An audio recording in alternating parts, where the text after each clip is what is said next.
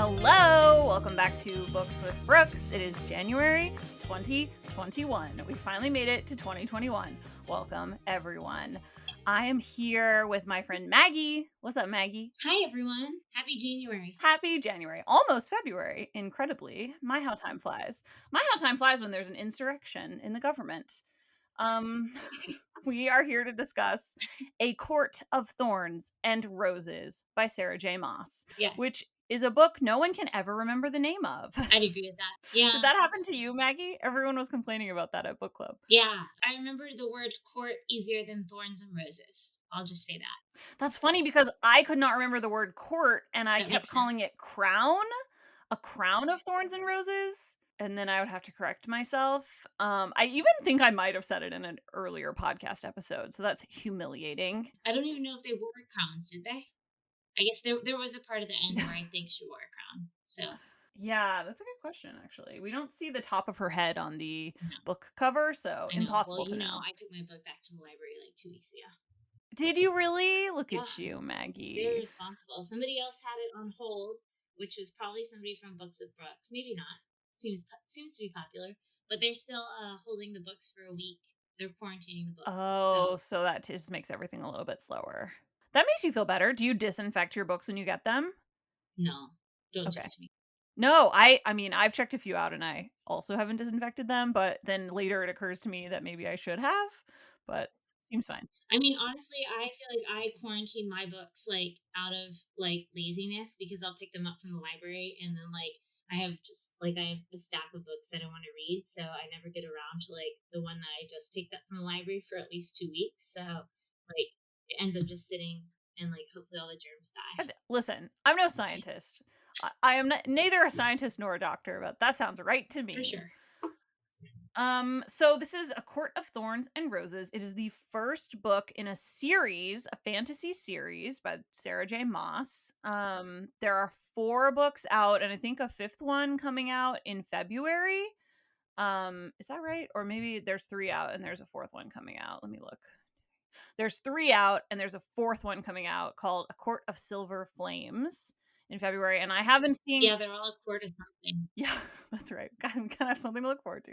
I've been seeing that book like everywhere on Book Talk and Instagram and Goodreads. It's getting a lot of action. And I'm actually not sure. We should have asked Rosie this. Rosie is who recommended the book. You will all remember from our December recommendations episode. And she has read all of them, so she probably knows if this is the conclusion of the series or if there will be more. I'm not sure. Hmm. I don't know. That's already a lot for a series, but Harry Potter has like 6 or 7, right? Yeah, Harry Potter has 7. Yes, we should just get that out in the open that Maggie has not read Harry Potter. No, but we can like already like I know we're going to talk about the fact that since this is a series, like I'm already into the series, so like I might as well just read the rest. Wait, do you mean about this one? Yeah, That's like I funny. was saying at book club, like there's a lot of weird fantasy things, like interesting names that you don't necessarily find in 2021, or like creatures, and you just like figure out all the rules. So Yeah, I already figured out all the rules, and so so you should it's just like keep going. now I just like jump into the rest of the books. Yeah, that's true. Which I Well, feel and like is probably the same in Harry Potter too. You like figure out how it works, and so the others are just like smooth sailing. yeah, well, I also think Harry Potter does a really amazing thing that I haven't seen other series do, which is that they start off really simple. Like the first book is like a kid's book. Yeah, It's short. It's like 100, I don't know how, 200 pages. It's really short, simple plot. It's like an introductory books and they build as you go. So you sort of like for sure. get in more invested as you go. Like, and this book I felt like was really long from the jump. Do We you were feel like typically in series, like I feel like the first book is usually the strongest. Do you feel like that holds up in Harry Potter? I hope it no. doesn't hold up in this one, but like who knows? Yeah, that's a really interesting question. That first Harry Potter book I don't think is the best one, and I think like it's widely accepted as not being the best one. People argue that the third one is the best one or number 5 maybe. Anyways, Maggie, I'm going to lend you the book so you got to read them. Okay, you got to read Oh them. yeah, it's me.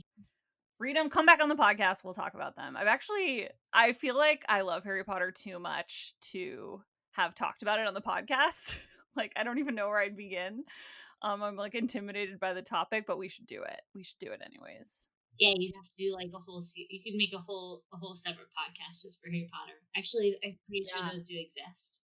they do. They exist, and I've listened to a lot of them. Some of them are really good. Actually, one of them, which I'm not going to say the name of because it turned out I listened to it like for like a year. It was a huge podcast, and it turned out that the host of it was like a crazy liar, and he had like secret families, What?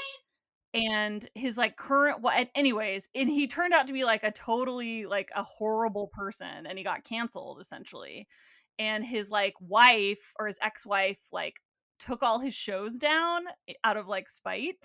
Anyways, it was a lot of drama. It was really interesting when it all went down, but now I can't listen to those episodes anymore. Drama. So much drama, but really we're here to talk about A Court of Thorns and Roses. Maggie, did you read it because you checked it out from the library, so no audiobook, correct? No audiobook. I think, well, I've only done audiobook for one of the book club books, and I don't even know if I finished it on time because I feel like I'm intimidated by audiobooks when they're like, this one's 18 hours long. Yeah, I know. Although I love that. Yeah, I've been mostly like a paperback book person. Yeah. I read all of the book club books in like I read them, I guess is all I need to say, because I'm a more visual learner, and I feel like when I listen to books, I just don't remember the details as Yeah, that's well. true.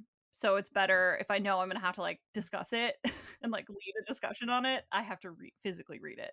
There's also something that like I can't. I had an iPad like in like 2011 when iPads were a big deal, and I had books on it.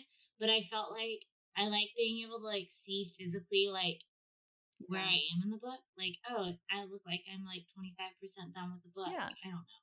So It's you like a know where sense you of are. accomplishment, Mhm. right? I'm pretty sure if you do ebooks and audiobooks, there's like ways to like gauge where you are. But I always think it's fun when like the book is almost over and you're like, well, there's 20 pages left, and who knows what's Yeah, gonna happen. how are they going to wrap this all up in 20 pages, and it's like kind of stressful. I love that. Yeah. So Maggie, yes or no, did you like this book? Yes.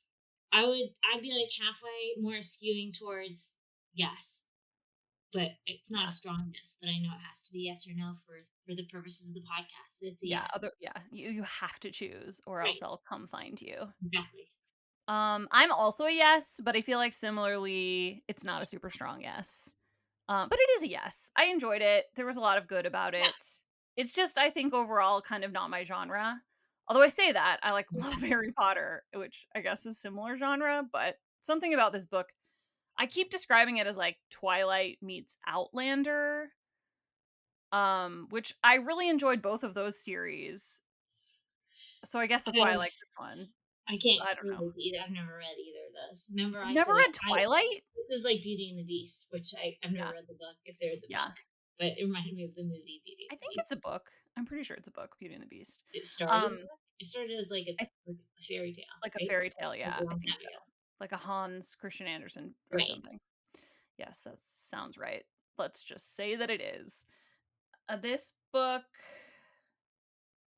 yeah, I mean, it's just not really my genre, but there was a lot to like here. And it was a really good escape. And that's what we heard a lot at book club the other night is Yeah, that I people were agree with like that. really happy to have a book that was like had nothing to do with their Real everyday life. lives. For Which sure. this yeah, because this month has been such a roller coaster for all of us. It's also winter time. It's like the darkest month. It's like short. It's like the days are short. And I agree. I enjoyed coming back to this book in the evenings and like totally checking out. For sure. So that's good. There some of the comments that we got from book club, um yeah, a very good escape. Unfortunately, a lot of people thought the first half was boring. And then I wrote in quotes, the elf sex was great. I like that didn't really bother me, but I wasn't really thinking like I was just thinking like normal sex. Like I guess like I didn't really pay attention to like whether or not they were elves or fairies. Although like I just imagined them as real people. Yeah. Like that Well, and wasn't I a think big part of the storyline to me. Like imagining who is what type and how that affects what their character is. I Mhm. just like imagine them as humans. Yeah. Well, and I think they were, like, glamored to look just like really hot humans, so that Right. works for me, that's Yeah, fine. that's good enough. I Someone said that they pictured Orlando Bloom as Legolas in Lord of the Rings, Oh, yeah, and I was they like, did say "Mhm. that. Yeah, Yeah, totally. That absolutely works." This book is apparently in a genre known as, like, fairy, spelled Faerie, fairy, which very. is, like, I think an old English kind of word that refers to like fairy mythology, um, which I think can encompass a lot of mythical creatures. And I know a lot of the ones that are mentioned in this book are like mythical creatures. The But yeah, I didn't realize this was like its own genre, fairy Yeah, I didn't fiction. either. I, Yeah, like, didn't yeah, and there's tons of them. There's like tons and tons there's of so them. many, and so many types. Yeah, but I feel good about reading this one because I think this is like one of the most popular ones in this genre, which is like kind of young adult, or I think they're calling it new adult. So it's like young, like old teens or young 20s, maybe is what they New mean by adult, that. yeah. So the Like, when characters aren't you turn 18, you're a new adult. right. Oh, did you just make that up? Yeah, I just made that up, a new adult. Okay, I like it. You're a new adult. Yeah. So I feel like your characters aren't children. Um so maybe you don't have to feel creepy about them like falling in love and stuff. They're like adults technically. Like I think this character is 19, although I can't find where I read that. So it's It definitely is possible. in there somewhere, but Yeah. I don't remember it either. Okay, good. So you remember that too. Yeah. So she's 19, so she's like strictly speaking legal. Although a couple people in book club did say they like felt creepy reading some of these sexy scenes with a 19-year-old in them, which I appreciate. We're all in our 30s. That is really young. Like sure, sure, sure. But it's less weird than like we've read some young adult fiction that was really about kids, like teenagers but kids. And this I don't think is supposed to be that, which is cool. Right.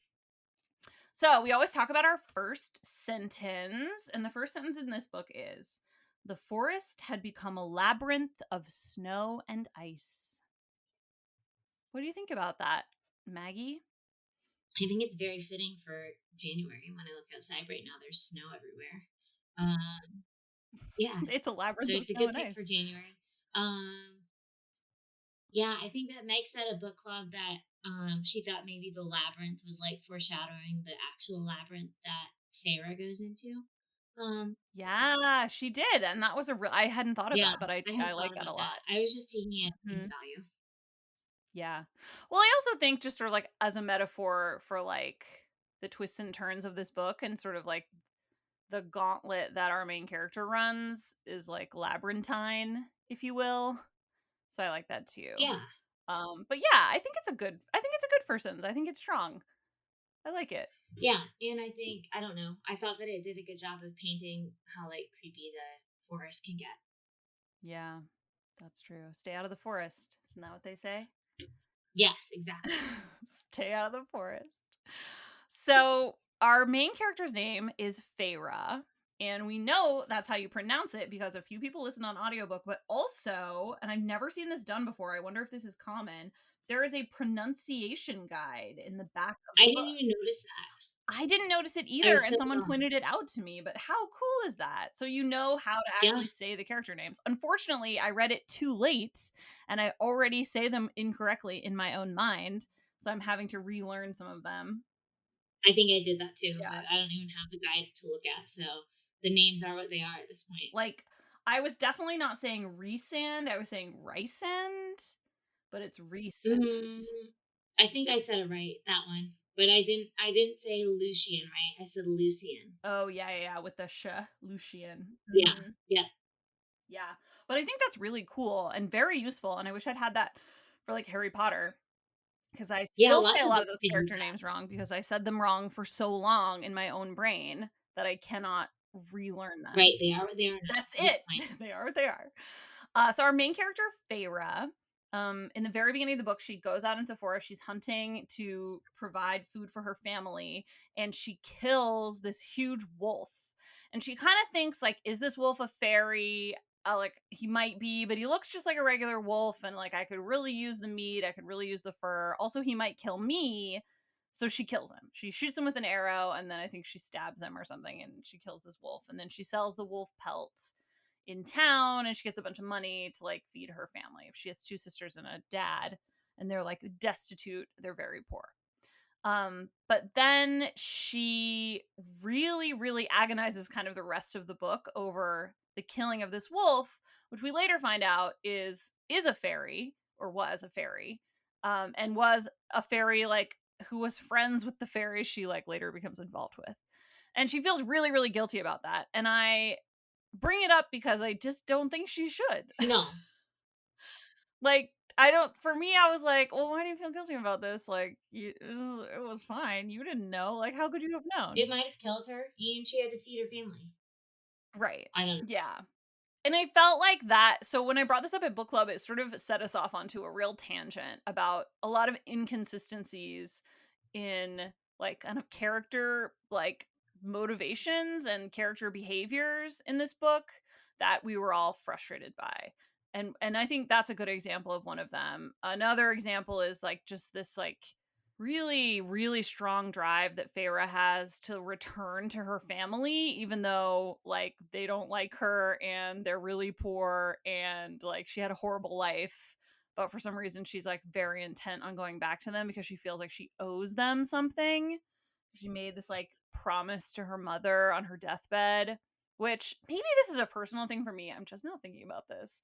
Is that I think deathbed promises absolutely worthless. Once you die, you don't get to have a say anymore. No, you're dead now, and you're not going to know either way. So what does it matter? That said, I've never made a deathbed promise, and perhaps I would feel differently if I did. Yeah, I just think that she is not like a strong character. Like I felt like she only felt bad about killing the wolf after everyone else told her to feel bad. And like I don't know why she took the deathbed promise so seriously, but I don't know. I felt like if she would have just stuck to her gun, she didn't really seem to feel that bad in the first place about killing the wolf. But then when everyone told her she should, then she Yeah. like was Yeah, it felt a tearing little herself apart. contrived. Like, oh, we really need this character to agonize over something, so this is what it can be. And it was like a little unnecessary. Like, yeah, yeah, okay, okay. But returning really quickly to deathbed promises, I just think they're unfair. That's like a cruel trick to Yes. play. Like, I just don't. I would never do one. And I think if I made one, I'd be like, well, I'm off the hook on that. Because they died. Yeah, I'm good now. They're never gonna find out. And the rest of her family was just like really shitty. Yeah. Yeah, she had a subpar home life. All right, so something I think this book does that's interesting, and we talked about this a lot at book club, is and Maggie, maybe you won't be as familiar with this if you haven't read a ton of fantasy, but a lot of fantasy and a lot of like hero journeys that are about women, they're always like virgins. They're virginal heroines who like Mhm. are very naive and they go on this journey and they usually find their love, and there's tons of books like this, and Twilight is obviously an excellent example. um but this book didn't do that. She's not a virgin, but before she meets like our love interest in the book, and that's really explicit. Yeah, she had like a friend with literally a friend with benefits named, like a local village boy who she had sex with in a barn. No, she had a friend with benefits. Yeah, and I think yeah, I mean, I thought it was kind of a cool thing to do just in terms of like, evolving, sexual norms for new adults or young adults or whatever we want to call them, like that you don't have to be a virgin in order to meet the love of your life and like go on this grand and epic adventure. Yeah, because it sounds like the guy, what was his name? Tamlin? Is that his name? Tamlin. Yeah, sounds like he's Tamlin. had a lot of sex too. Right.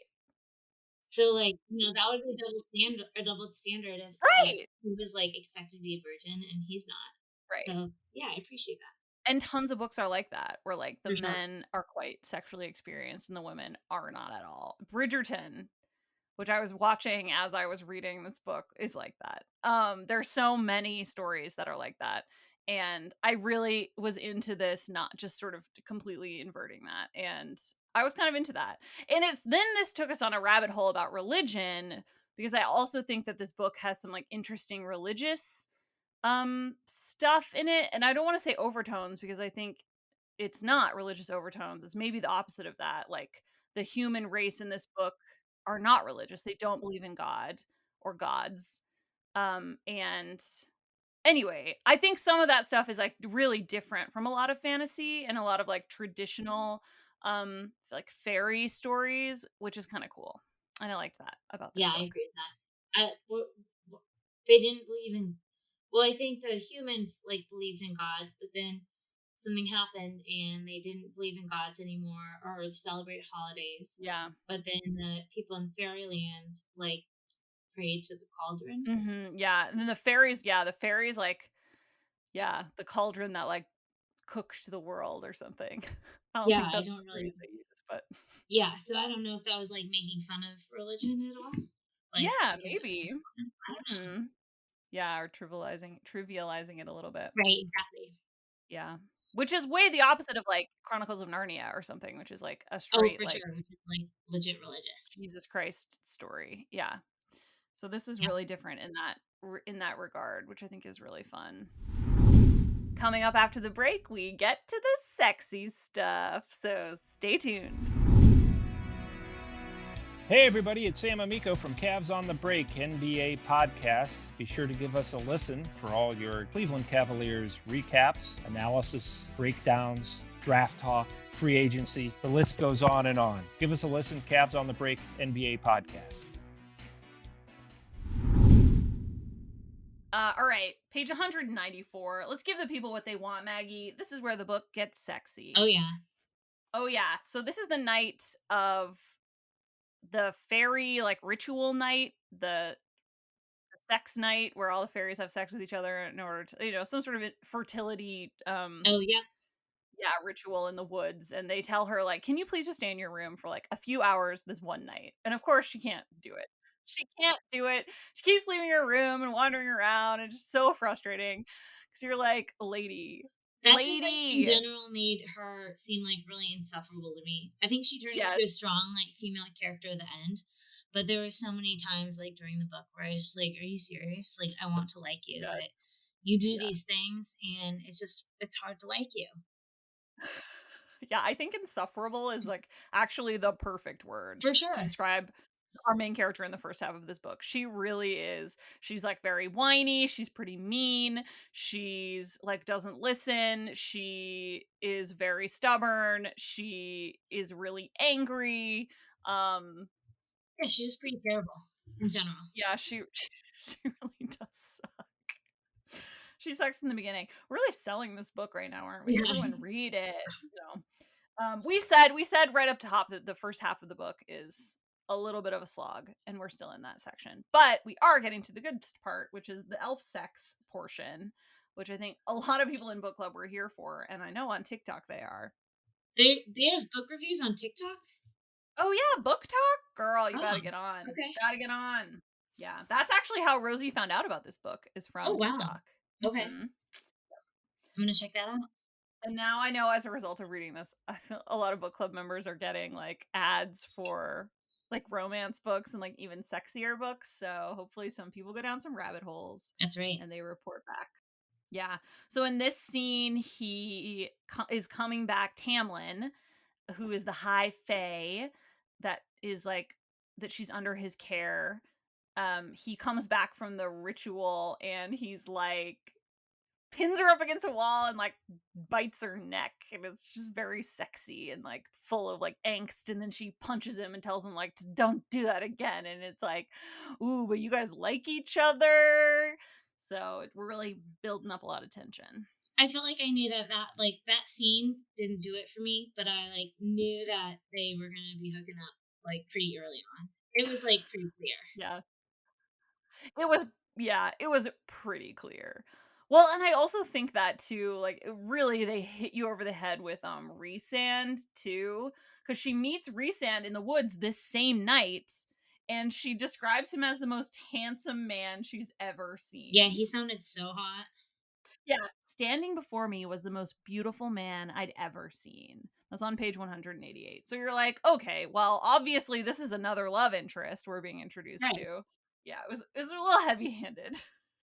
Everything about the stranger radiated sensual grace and ease. High Fae, no doubt. Yeah, So then she meets Rhysand, although she doesn't know his name, she doesn't know anything about him, da da da da. But then, of course, he comes back and is until important. later. Right. Um, yeah, we had a vote in book club to see if you were Team Tamlin or Team Rhysand, and I feel like it was pretty split, actually. I voted for Team Resand. Yeah, I think I did too. Although I might want to take that back. Why? Mm, I thought that the chemistry with Tamlin was so boring. yeah, it was kind of boring, He and was I just also kind of a felt like, boring character too. He like didn't have anything like interesting or like I guess he was like I don't know. I didn't feel like he had sarcasm or banter with her. that's true, he did not. Like that's not gonna be a lasting relationship. Yeah, You know, they're not gonna be hot forever. Although I guess he is because he's gonna live to be 5,000. But like she's not gonna be hot forever. So there needs to be some substance there. gotta have something to talk about. Gotta make each other laugh, you know? Okay, so one character that I think is worth talking about, and I tried to make the argument at book club that I thought this character whose name is Nesta, who is Feyre's sister, and I thought she had an interesting character arc in this book because she goes in the very beginning of the book, she's like very lazy, she's really mean, she's like very greedy, she's not helpful, like she's extremely unlikable. And then by the time we meet her again towards the end of the book, she's gone through this transformation where she's suddenly like Feyre's closest confidant, and like she's sort of on board Right. with like taking care of the family and all that stuff. And I was like, I think that that was a cool character arc, but people shot me down and said that they actually thought it was more representative of like the inconsistencies in characters across this book. I don't know which one's right. Yeah, I think that we talked about it didn't really bother me, but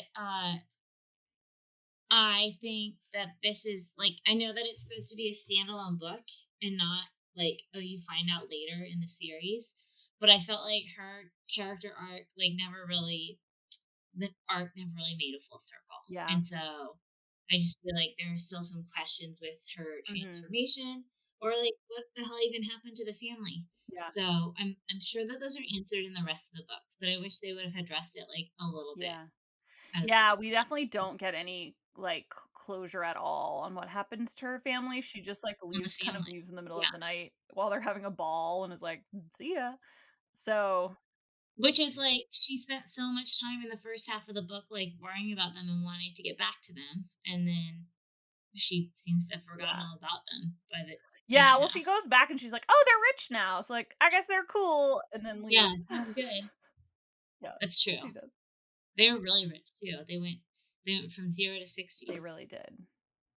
So, the second half of the book, and it seemed to be a lot of people's, favorite part of the book, and like sort of, I don't want to say redeeming, but it made it all worth it. It really paid off the legwork that you did learning about the world in the first half.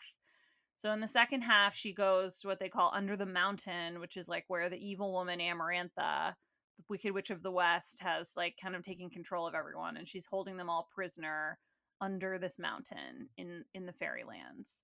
And Feyre goes there to try to save Tamlin and set him free because she learns about the curse that she could break if she had only told him she loved him, of course. Very Beauty and the Beast. And then that starts Definitely. this series of trials, and what I would describe as, like, a pretty, like, brutal, like, extremely violent book suddenly. I didn't think it needed to be that violent, but that's okay. I was like I felt like the most violent thing well, I guess there was the part where they killed the fairy with his wings off. That was pretty violent. But like up until Yeah, that then, part was really sad. it was just like the killing of the wolf and the deer, and then it was pretty tame in terms of violence until like it's really like the last quarter of the book.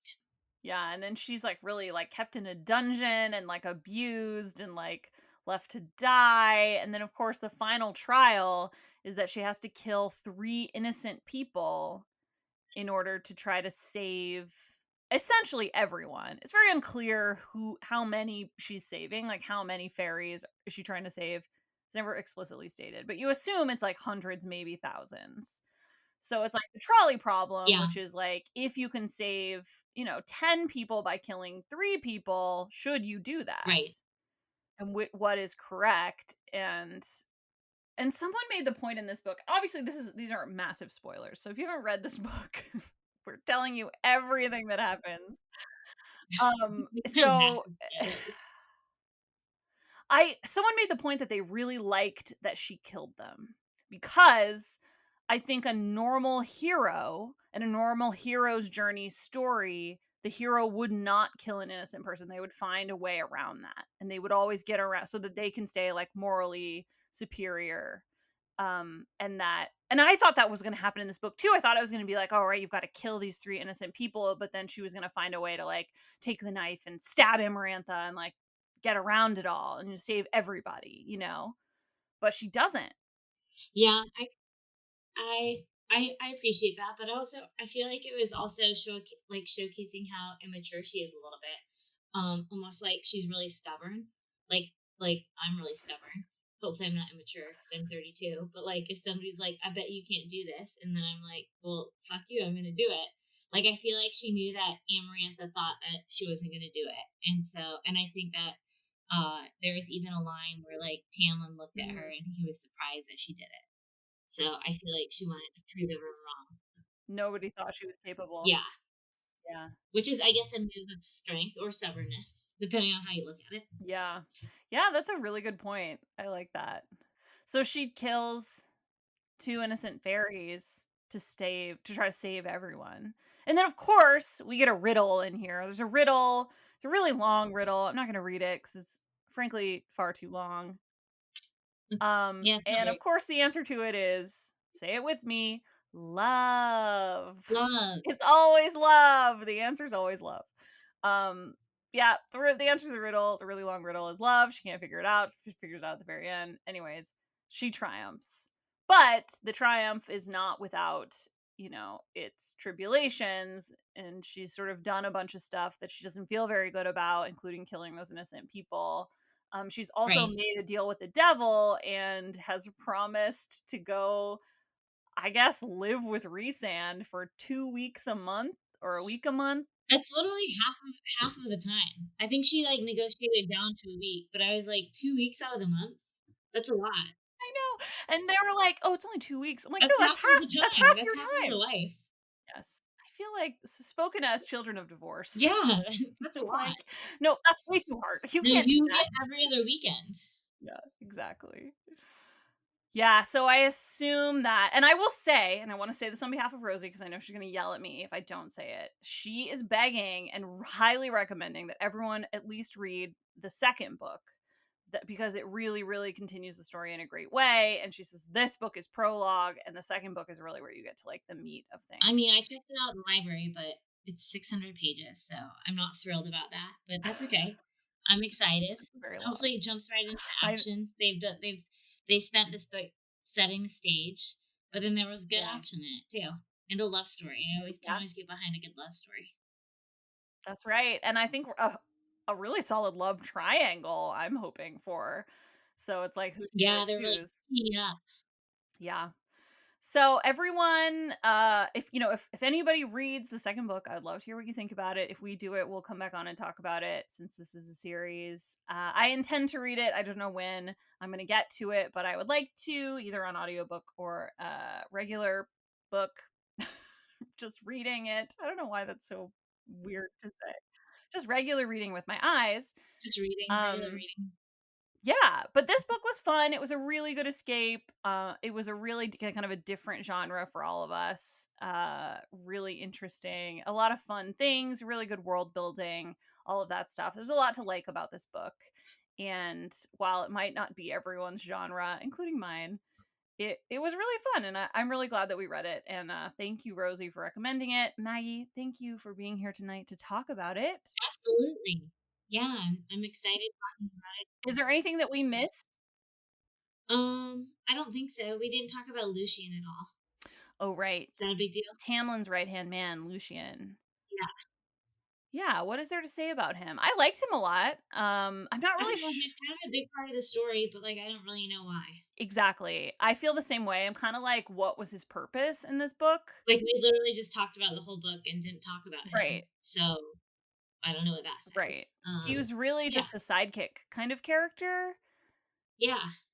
He had nothing. He had no like bad qualities about him though. That's always nice in a character. Or maybe he did, but I can't think I of. mean, he was a little bit But grumpy, but I liked that about him.